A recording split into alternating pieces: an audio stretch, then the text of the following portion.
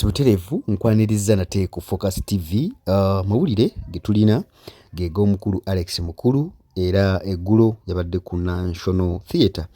Radio Simba olunaku lwaliro evuddeyo neeta video oboolyawo esiima nga boogera ku bukugu boogera ku ebyo ensi byetamanyi ku Alex Mukulu. Nsaba tuwulize video eno babiri tulyoke tumanye Alex Mukulu yani nga Radio Simba yatadde video eno. Alex Mukulu mukufa kwenze mwetegeredde n'erinnya lye amakulu gaali gonna nti erinnya Mukulu lyali litegeeza musajja mukulu. Tweyongedde n'okutegeera nti abadde alina n'amannya nga Edward, Sava, Kigonya, mannya mazito gonna ogawuliriza. Lunaku lwaleero twaluwaddeyo ffe nga Lubogola Simba okwogera ku Alex Mukulu mu ngeri y'enjawulo.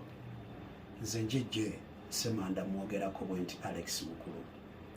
Nelson Mandela yagamba nti teweebalanga nti oli muwanguzi okutuusa ng'eyakuddira mu bigere muwanguzi. Okuva ku Alex okutuuka ku jejje waliwo creative director omu yekka makkati awo ye Charles James Ssenkubuge siyaasa. Nenyumiriza mu kubeera nti Radio Simba mu myaka gyayo egikunuukiriza okuwera 30 bakati kiri 28 ebadde ne ba creative directors 3 bokka era ng'omutandisi wakatiba ako n'omusingi ogwo gwonna yali Alex Mukulu. Mukama wange Agasekalala Junior ne bakama bange Colin Maka Mutambo n'abalala bayogedde dda ku byemabega. Nze njagala amakanda nga simbe ku kintu kimu kyokka. Ge mayingira g'abakozi abasinga bayingira batya wano ku Simba. Abasinga akakungunta akaali kabayingiza ku mpewo yali Alex Mukulu. Nze nyingira ntya Lubogola Simba ne munywanyi wange John Bosco Mukiibi abasinga gwe mumanyi nga Kaswigiri. Programu eyatuleeta ku mpewo wano yali programu ya Koti Lutikko. Yatandika mu mwaka gwa 1999.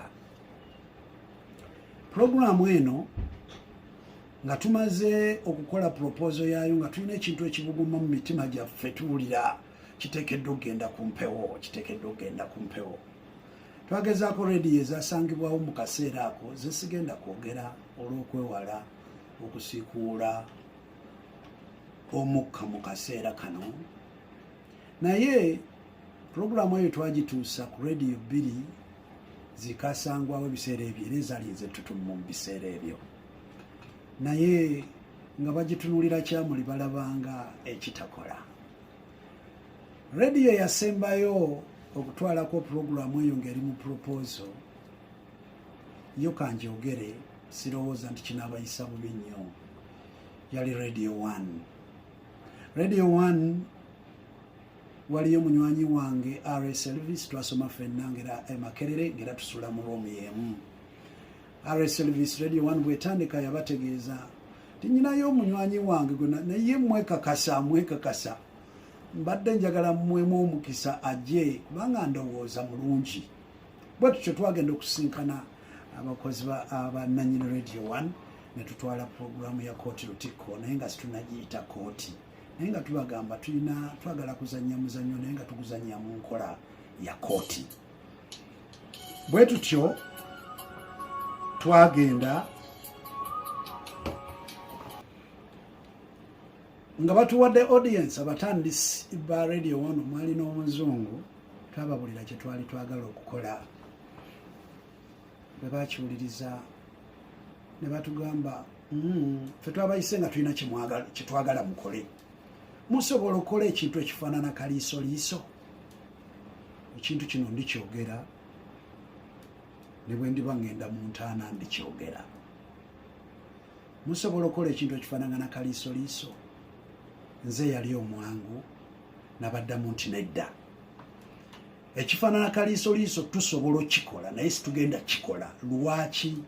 Kaliisoliiso is a creativity eyazijja ng'eri original. Singa tunaagenda tuwooza mu bintu balala bye bakoze tujja kumaliriza nga situtwala Uganda eno maaso. N'olw'ensonga eyo ffe twagala mutukkirize tujje ne ati owaffe kaliisoliiso wadde tusobola omukola situgenda mukola. We respect our comrades abakola kaliisoliiso. Mu bigambo ebyo omuzungu yaddamu n'abuuza situwabayise kutubuulira mmwe kye mwagala kukola naye twabayise tubabuulire kye twagala mukole. Musobola okukola ekintu ekifaanagana kaliisoliiso? N'addamu in bold words nti wadde tusobola naye situgenda kikola because of our integrity n'okurespectinga ati w'abalala. Bw'atyo Zungu yagamba be yali nabo ku board mangu nnyo, the boys are too arrogant, era baatugamba kale bwe tuli batubeetaaze tuli bayita. Bwe twali tufuluma awo wennyini tusisinkana Mike Kakande radio yali yakatandika nga yakolera wano. Yatubuuza bagayi muvaawa, ne tumubuulira kye twaliko mu radio wano. Natugamba lwaki tumugezaako radio Simba yakatandika naye eyaniriza ideas empya. Ate omusajja mutandisi waayo muvubuka muto ategeera ebintu ali mu kutestinga ideas mpya. Natugamba mugezeeko Simba. Munywanyi wange JB yali alowooza nti oba tukikoleko enkeera, ne mugamba nedda. Twabuuza atulagirire Simba bweri, yatulagirira. Era mu ssaawa ng'emu twali tumaze okutuuka ku Lubogola Simba. Bwe tutuuka ku Lubogola Simba tusangawo omukyala bali bamuyita Monica Baatyo, ye yali administrator mu kiseera ekyo. Batubuuza mwagala ki, ne tubategeeza twagala kusisinkana omukulu. N'atubuuza omukulu mulina appointment nayeko? Ffe nedda situlina appointment, naye twali tulowooza nti bamutugambire ayinza otuwa omukisa omusisinkana. Bwatyo yatugamba mutuule awo, twatuula ku reception awo nga bwe mulabawo, ne tulyoka tuyingira. N'agamba kangende mubuuze tulabe. Agenda n'amubuuza. Bw'amubuuza yamugamba bajje. Tugenda okuyingira mu office ey'omukulu. Eriiso lyaggukira kwani? Lyaggukira ku Alex Mukulu. Alex Mukulu nali naddukako mu training zize nga nkyali e Makerere. Baatutwala mu training ze nga alina omuzannyo gwa traininga, era ku baana abagenda okutraininga abaana nga 18 nga tuve Makerere, abaana nga 12 ffenna twatrainingira weekend. Ne tugamba nti wano wafiira Muloge, nga training ye eringa ya kijaasi. Tolabanga ku training abavubuka bato mu training nga muyimiridde okuva ssaawa emu okutuuka ssaawa nga 8 ogw'ekiro nga muyimiridde teri kutuula. Amaaso bwe galaba Alex gagwa wala ne ndowooza nti anzijukira. Eky'omukisa omulungi Katonda yayamba. Jebbi yali talimu abo abaali bagenda ku training. Katonda yayamba nti yali tanzijukira. Ne batubuuza kye twali twagala okukola, ne tukinyonnyola. Bwe tukinyonnyola mbalaga obwongo ne sipiidi ya Alex mu kulowooza. Agase kalala nga tanabaako kyatugamba. Yamugamba nti kale kyemwogedde tukiwulidde, mufulumeeko wabweru, tujja bayita. Twafuluma nga tumanyi batugobye, era tuba tufuluma gate tugendera ddala. Alex n'atulengerera mu kadirisa ka office, n'agambirawo ku reception oluli nti abavubuka mubagambe tibagenda, tibasooka kgenda. Kyazza emmeme yange ne tukomawo ne tutuula. Bino biŋŋambibwa luvannyuma nga ne puroguramu etandise. Baŋŋamba bwe twafuluma, Alex Mukulu yagamba Agase Kalala Junior nti abaana balina idea gye tunoonyeza ddala, era situyinza nabbaleka kuva wano nga tibagendeddewo okuteekako bulango bugitandika. Nagamba naye obuzibu, idea gye boogerako nzito nnyo, nzibu okugiba watugibawa bagikole, naye nkukakasa ekinene nnyo mu bbanga lya mwezi ogwo bajja kuba beegobye bokka. Olw'ensonga eyo tugibawe. Alex baatuyita tuddeyo mu office, n'atubuuza ye kennyini mu bigambo bye, puroguramu yammwe ku mpewo mwagala giyita linnya ki? Erinnya sitwalirina mu kaseera ako. erinnya lyetwasooka okugiwa yayangwirawo n'agamba nti nedda lyerinnya tirikola. Amangu ago yatugamba mulowooze ku linnya mangu nnyo. Twali tumugamba tufulume tulirowooze ndaga nedda wano we tuli mulowooze ku mannya agabajjira mu bwongo eribajjira lyemwogera ne tumenya amannya nga 45 nga buli linnya lyetwogera alikasuka nti terikola. Amangu ago n'abaako lead yatuga nti munoonye mukole erinnya ng'erinnya eryo tiwayinza kubaawo linnya liri waggulu wa linnya eryo. Amangu ago nali mwangu mu kaseera ako ne mugamba Koti Lutikko. Yagambira that's the name, eryo lyerinnya mwagala kutandika ddi. Nebuuza ku munywanyi wange mu Kibi John Bosco ngaga nti batutandikemu ekijja.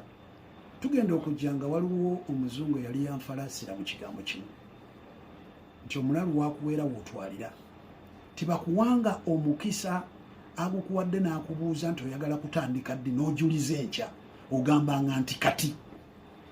Era bw'atyo Alex bw'atubuuza mwagala kutandika ddi ne tumugambirawo nti twagala kutandika kati. Yatusitula ye kennyini n'atuleeta mu kifo kino wano kati wentudde gye bayita production house. Yalagira omwami Kalibala yali mu production mu biseera ebyo n'amugamba abaana bano bakole akalanga nti bagenda kutandika ku Mande lwali lunaku lwakutaano. Ne tuteekako akalanga programu empya Koti Lutikko kooti y'abantu n'akalango ke twagikubira nkajjukira bulungi olw'obudde nyinza obutasobola kabawa. Omusango gwe twasooka okuwozesa mu kooti twawozesa omusango nga Kampala ng'ekibuga guwawaabira ekibuga ky'Embaale kubanga ku wiikendi eyo waliwo olupapula lw'amawulire olwali lufulumye nga lulaga obuli bw'enguzi mu Uganda nga balaga nti disitulikiti esinga okubaamu enguzi y'Embaale mu Uganda. Kati ne tukola omusango nga Kampala ajulidde awaaba mu kooti nti abaasaze empaka ezo baasaliriza Mbaale tayinza kubanga asinga Kampala mu buli bw'enguzi. Eyo bagiyita satire mu lulimi lwa art. Tugenda okuva ku mpewo nga ekiri wabweru buli muntu amatu gamuli ku kintu kimu. Waliwo ekipya ekitandise ku Bbogola Simba. Siryerabira banywanyi bange betwali nabo Jebbe Mukiibi, Mantini Oscar Kintu ali ku CBS, Henry Mpinga yagenda ku CBS, Michael Kisenyi yagenda ku CBS oluvannyuma. Lwaki bagenda ekyo kiri bakirala kyolunaku lulala. Nejjukira nagambye nti programu eno eyina gye yali yasookera ne bagigoba nga balowooza nti tekola. Kyensinga okujjukira programu ng'emaze wiiki emu yokka ku mpewo abatandisi ba Radio 1 bayita olukiiko olw'embagirawo era mu lukiiko olwo munywanyi wange yambulira ebyalulimu nannyini rediyo eyo yabagamba njagala mwenna muwulirize rediyo Simba okuva ssaawa 3 ng'amawulire gawedde muwulire ekintu ekipya ekyatandise drama naye eri mu ngeri ya kooti mugiwulire. Njagala mwenna mugiwulire aba akyayogera. Real service nawaneka omukono namugamba kinkoze bubi nnyo kubanga programu gyoyogerako abaana bemwagaana wano wiiki emu ewedde eyo ye programu gye baali baleese wano.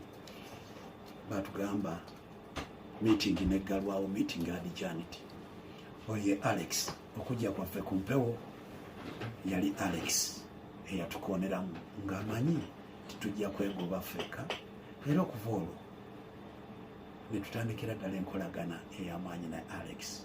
Twenyumiriza nti mu bulamu bwa Alex obwebweru ng'atandise emizannyo emirala twamaliriza nga twali bakumwegattako mu muzannyo Dances with Poverty.